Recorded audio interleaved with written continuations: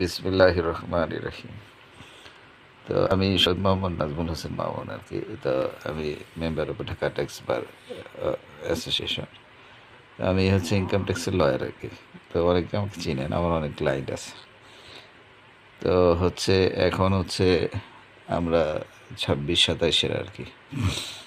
তো কতদিন আগে আমরা 25-26-এর রিটার্ন জমা দিয়েছি গত বছরে। এবার দেবো কর বছর 26-27, আর অর্থ বছর 25-26। তো আমাদের যেহেতু আমরা অর্থ বছরের আর্থিক পরিমাপটা করি আর কি। তো যারা ট্যাক্সের রিটার্ন দেবেন তারা 1 জুলাই 2025 থেকে 30 জুন 2026-এর কাগজপত্রগুলো রেডি রাখবেন আর কি।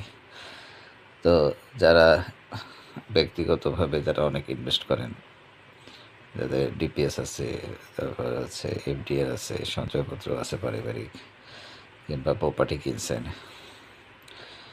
নতুন প্রপার্টি কিনছেন, অথবা নতুন বিজনেসে ইনভেস্টমেন্ট করছেন, তো এইসবের ওই অর্থ বছরে আর কি 1 জুলাই 2025 থেকে 30 জুন 2026 পর্যন্ত যেসব লেনদেন করছেন ওগুলোর কাগজপত্র দেবেন। আর আপনার নিয়মিত তো আপনার ব্যাঙ্ক অ্যাকাউন্ট নাম্বার দেবে, পার্সোনালটা। আবার যদি আপনার নামে ব্যবসা প্রতিষ্ঠান থাকে, ব্যবসা প্রতিষ্ঠানের নামে যদি ব্যাঙ্ক অ্যাকাউন্ট থাকে সেটা দিবেন। যদি ওটা প্রোপাইটারশিপ হয় ওটা দিবেন।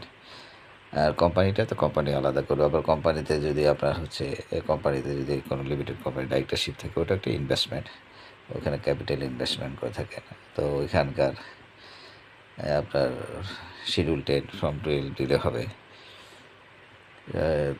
এই তো। আর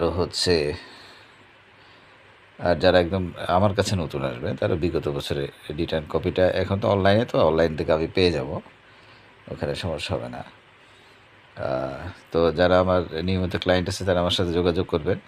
আর কেউ হিউমার ছড়াইতেছে যে আমি প্র্যাকটিস করা বন্ধ করছি, এগুলো যারা করতেছে, যেসব উকিলরা মানে বলতেছে, তাদের কথা শুনবেন আর কি। বা যারা এসে বলতেছে যে আমি প্র্যাকটিস করতে, বাংলাদেশে নিয়মিত প্র্যাকটিস করতেছি, বাংলাদেশে আছি, আমি লন্ডনে আসা যাওয়া করি আর কি। তো যোগাযোগ করেন কর বছর 26-27-এ রিটার্ন জমা দেওয়ার জন্য, অর্থ বছর 25-26। তো সকলের কাগজগুলো রেডি করেন, আমি কাজ শুরু করতেছি। কাজ শুরু করছি অলরেডি, অনেকগুলো রিটার্ন মানে প্রিপারেশন করে রাখছি। পরিচয় মানে পরিপত্র আসলে আর কি বাকিটা রিটার্ন জমা দিয়ে দেবো। আর আমি আবার ট্রেড লাইসেন্সের রিনোর কাজটাও করে থাকি, নতুন ট্রেড লাইসেন্সটাও করে দিই আর কি। তারপর ভ্যাটের কাজগুলো করি নিয়মিত। তারপরে কোম্পানি রিটার্নটাও দিই, তারপর পার্টনারশিপের রিটার্নটাও দিই। এই তো। আর অনেকে ফোন করে শুধু অ্যাডভাইস নিয়ে আবার হচ্ছে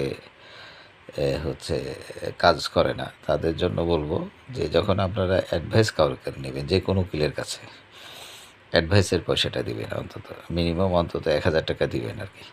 কারণ আমরা যারা উকিল আর কি, যারা ওকালতি করি আর কি, পেশায় আইনজীবী, তাদের কিন্তু সময়ের দাম আছে। আমরা যে পরামর্শ দিই,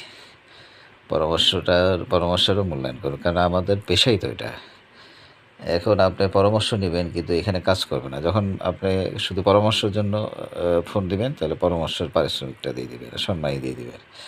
আর যদি মনে করেন যে না, আমি খালি কাজ করব, মানে পুরো কাজটাই করব, তাহলে ধরেন ওই সময় আপনার যেটা পরামর্শ, যেটা ফি, সেটা ফ্রি আর কি। কিন্তু আপনি শুধু পরামর্শ নিয়ে যাবেন, এখানে কাজ করবেন, অন্য উকিলের কাছে কাজ করবেন, তাহলে আপনাকে পারিশ্রমিক দিতে হবে, সেটা যেই হোক আর কি। তো কারোর হক নষ্ট করবেন না আর কি। আর আপনারা সুন্দর থাকেন, ভালো থাকেন। নিজেদের নিয়ে চিন্তা করেন, পরিবারকে নিয়ে চিন্তা করেন। আমরা যে উকিল আছে, আমরাও আপনাদের পরিবারের মেম্বার আর কি। যেমন আমি আমার সব ক্লায়েন্টকে আমার পরিবারের একজন মনে করি আর কি। তো তাদের মানে যে কর বিষয়ে যেগুলো সমস্যা আছে সেগুলো আমরা সমাধান দেওয়ার চেষ্টা করি। তো ভালো থাকেন। আমার হোয়াটসঅ্যাপে এখন নিয়মিত পাবেন আর কি। আমি আমার এমনি নাম্বারে সমস্যা হয়েছে, তো হোয়াটসঅ্যাপে ফোন দেবেন। আর আমি এই নাম্বারটা ঠিক করে ফেলি, তারপরে আপনি আমার ইয়াতেও পাবেন আর কি, এমনি ডাইরেক্ট কলও পাবেন। তো হোয়াটসঅ্যাপে বেশি দিবেন আর কি। তো ভালো থাকেন, সুন্দর থাকেন। লা ইলাহা ইল্লাল্লাহু মুহাম্মাদুর রাসূলুল্লাহ।